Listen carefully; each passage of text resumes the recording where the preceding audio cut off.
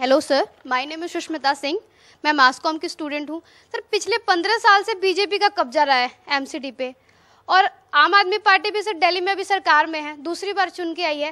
तो सर आप अपने आप को कहाँ देखते हैं? आप उनसे कैसे कितना कम्पीट कर पा रहे हैं? ये आया सबसे रेलेवेंट सवाल। पहले अरुण जी आपसे शुरू करते हैं और उसके बाद फिर आप। हाँ, देखिए, जब तक दिल्ली में कांग्रेस की सरकार रही, हमारी कोशिश ये थी कि दिल्ली के लोगों को सुविधाएं मिले। हम लड़ाई नहीं लड़ते थे, एलजी के यहाँ जाके धरना नहीं देते थे। मैं आपको एक उदाहरण बताऊं, कई मर्तबा डिफरेंसेस लेफ्टिनेंट गवर्नर के ओपिनियन के साथ होते थे, लेकिन जब हम पूरी कैबिनेट बाहर निकलती थी तो शीला जी हमेशा कहा करती थी कि बहुत अच्छे माहौल में बात हुई और हम कर रहे हैं। क्योंकि जब तक आप एक दूसरे से डायलॉग नहीं करोगे, यहाँ कन्फ्रंटेशन की सरकार है कि उनका काम ही है कि ये बताना कि झगड़ा हो गया और मैं लड़ रहा हूँ, मैं आपके लिए लड़ रहा हूँ।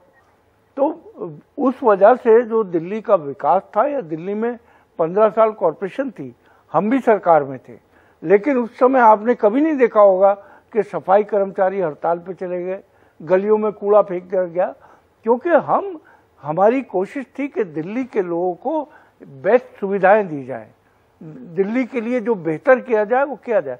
दिल्ली के अंदर आपको मैं एक हैरतअंगेज आंकड़ा देता हूँ, 1.7% 98 में ग्रीन कवर बढ़ा था तक, हमारे टाइम में वो बढ़कर हो गया था 21.8, आज है 23।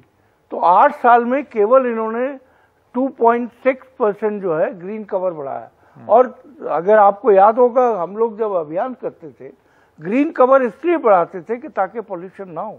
और जहां तक जो आपने कही कि ये कन्फ्रंटेशन से तो मुद्दों को भटकाया जाता है, कन्फ्रंटेशन से पोस्टर निकाले जाते हैं, कन्फ्रंटेशन से एलजी के ड्राइंग रूम में लेटे हुए मुख्यमंत्री दिखाई देते हैं। तो ये एक नए तरह की जो राजनीति करने आए थे, जिसने आज दिल्ली का यह हाल कर दिया है, चाहे वो बीजेपी हो चाहे आम आदमी पार्टी हो। ठीक, केवल अगर इनको सांप्रदायिकता का इस्तेमाल करना है वो करेंगे। दिल्ली एक ऐसा शहर है जिसको हम कहते थे कि दिल्ली की गंगा जमनी तहजीब, आज जिस तरीके से जमुना पार में हमारे मुसलमान हिंदू भाई मारे गए, अरविंद केजरीवाल ने एक लफ्ज नहीं बोला, और भारतीय जनता पार्टी ने जिन्होंने इन दंगों को भड़काया था उनको बाकायदे के साथ ऑनर किया। अभी गुजरात का केस है, बिल्किस बानो हिंदू होती या मुसलमान होती, आप बताइए, जिसके 3 महीने की प्रेग्नेंट थी और 3 साल की बच्ची को दीवार पे दे के मार दिया गया। अरविंद केजरीवाल गुजरात में घूम रहे, एक लफ्ज नहीं बोलते। अगर हम में इंसानियत है, ये धर्म, ये सब चीजें हम सबको ये बताती हैं कि एक दूसरे से प्यार मोहब्बत से रहा जाए। लेकिन ये धर्म की जो एक नई शक्ल, जो अब अरविंद केजरीवाल चूंकि बी टीम है भारतीय जनता पार्टी की, जो शक्ल इन्होंने निकाली है, मैं समझता हूं उससे केवल और केवल आपका ध्यान, नौजवानों का ध्यान मुद्दों पे ना जाए, झगड़े पे जाए कि ये इससे लड़ रहे हैं, वो उससे लड़ रहे हैं, ये कह रहे हैं। जो अभी अनिल जी ने बात कही, नौजवान बच्चे चौराहों पे खड़े कर दिए गए अरविंद केजरीवाल के फोटो लेके, 700 रुपए देके। किस तरीके की निर्लजता है, किस तरीके का शेमफुल एक्ट है।